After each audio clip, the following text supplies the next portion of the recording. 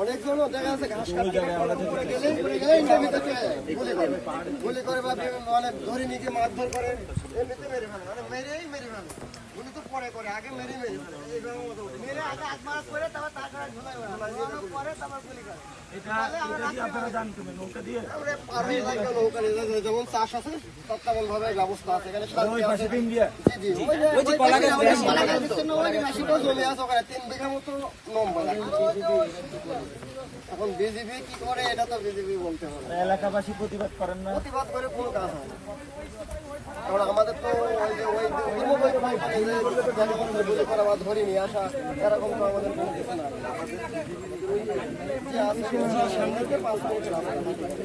আর হচ্ছে ওদের বর্ডারটা ওদের বর্ডার রয়েছে তার কাটা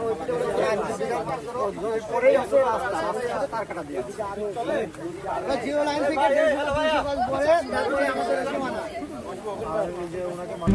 RICL TMX যুগের পর যুগ স্থাপনা থাকে মজবুত। 79 প্লেয়ার 79 প্লেয়ার মানে ওই যে পিলার পার হয়ে গেছিল না এই পাশে ছিল মানে রোডের মনে জি জি ওখান থেকে ধরে নিয়ে গেছে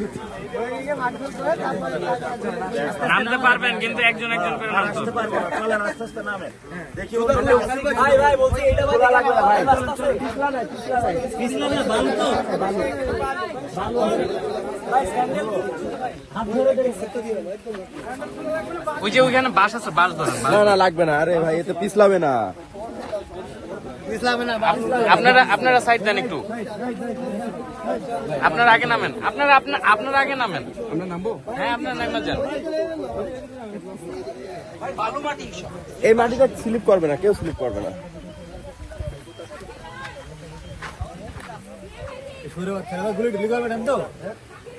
এই ভাই চাপো চাপো চাপো চাপো না এখানে বেশি বাসে না।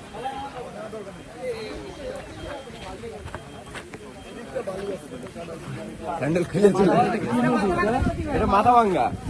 এটা ইন্ডিয়ার ভিতরে খানিক যাওয়ার পরে 2 ভাগে ভাগ হয়ে গেছে, খাল হয়ে গেছে আর কি।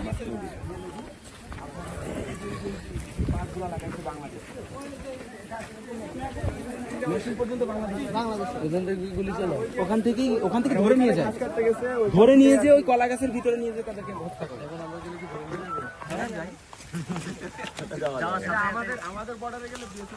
ভাই আমাদের বাংলাদেশ ওইবারে 70 একর জমি পাইছে। বলেন 70 একর জমি বাংলাদেশের মানুষের বিভিন্নভাবে বন্টন করে তারা চাষ করতে চায়, বিডিআর সাইন নিয়ে চাষ করতে চায়। গেলে হয়তো সীমান্তবর্তী এলাকা আমাদের বিএসএফ এসে আমাদেরকে অনেক সময় উঠাই নিয়ে চলে যায়, মারধর করে আবার পতাকা মাইডমের মাধ্যমে ছেড়ে দেয়। এক্ষেত্রে ওদের যে 32 ব্যাটালিয়ন বিজিবি এই বিএসএফ এসেছে, ওরা খুবই নৃশংসভাবে মানুষকে গুলি করছে। এরা আসা মাত্রই গুলি করছে বেশিরভাগ। এখন ওদের ওই রাগ খুব ছাড়তেছে।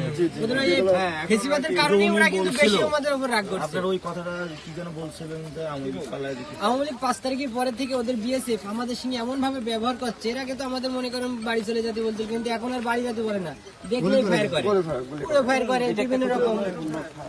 আর সবচেয়ে বড় ইয়ে হচ্ছে কি, আগে এই বর্ডারের বিগত 10-12 বছরে কিন্তু এরকম না এরকম হয়নি। এই রিসেন্টলি মানে জ্ঞান হওয়ার পর থেকে আমাদের বর্ডারের সময় এরকম হয়। মারবে না হলে টান দিয়ে নিয়ে চলে যাবে, এরকম হিংস্র আর কি। মানে গুলি করে নিয়ে গেলে তারা একেবারে হত্যা করে, তারা যে ছেড়ে দেবে পরে। ওই যে এক ভাই কে জানি বললো চোখগুলা খুলে নিচ্ছে, অন্ধকোষ কেটে দিয়েছে, মানে কতটা নৃশংস।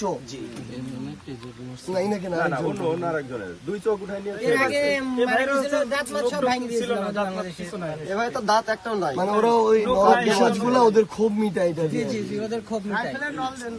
যেহেতু এখন বাংলাদেশের সাথে ওদের সম্পর্ক ভালো নাই, ওরা যেটা মনে করছে যে আমাদের এখন তো ওদের আওয়ামী লীগ সরকার ক্ষমতা ভালো হবে কোথেকে 1000 খুনিকে ধরে রাখছে ওখানে, আশ্রয় দিয়ে দিচ্ছে, কিন্তু ভালো মানুষ করে মেরে দিচ্ছে। এটাই আমরা চাই যে আন্তর্জাতিক ভাবে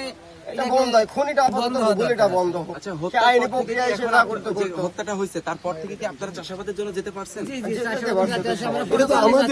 আমাদেরই, তারপরও তারা ধরে নিয়ে যাচ্ছে। আমাদের এখানে এন্ট্রি খাতা আছে, বিজেপি আমাদেরকে এন্ট্রি করে দেয়, ওই এন্ট্রি খাতা নিয়ে আমরা যাই। আপনি এটা একটু বলুন, আওয়ামী লীগ চলে যাওয়ার পরে বিষয়টা আবার বলেন তো। 5 তারিখের পরে ভারতীয় বিএসএফ এমন ভাবে আমাদের উপরে আক্রমণ শুরু করেছে যে ওরা প্রতিহিংসার শিকার হয়ে যাচ্ছে আমরা। ওরা 500 খুনিকে সাপোর্ট দিচ্ছে কিন্তু সাধারণ মানুষকে এমন ভাবে গুলি করছে, এর আমরা তীব্র প্রতিবাদ জানাই এবং আমরা আন্তর্জাতিকভাবে এটাকে মীমাংসা করার জন্য আমরা এনসিবির মাধ্যমে এটাকে আন্তর্জাতিকভাবে জানানোর জন্য সম্মত হচ্ছি। আগে থেকে কি হত্যাকাণ্ড বাড়ছে না না, না, কমছে? আগের থেকে বাড়ছে। এর আগে যখন ফ্যাসিবাদ গভর্নমেন্ট ছিল অনেকটা আমাদের সঙ্গে আতাত করে চলতো ওরা, কিন্তু এই ফ্যাসিবাদ চলে যাতে আর আতাত করছে না, আমাদেরকে প্রকাশ্যভাবে হুমকি ধামকি বিভিন্ন ভাবে আমাদেরকে গুলিগালার মাধ্যমে আমাকে দাবিয়ে রাখার চেষ্টা করছে। তো এইভাবে দাবিয়ে রাখা যাবে না।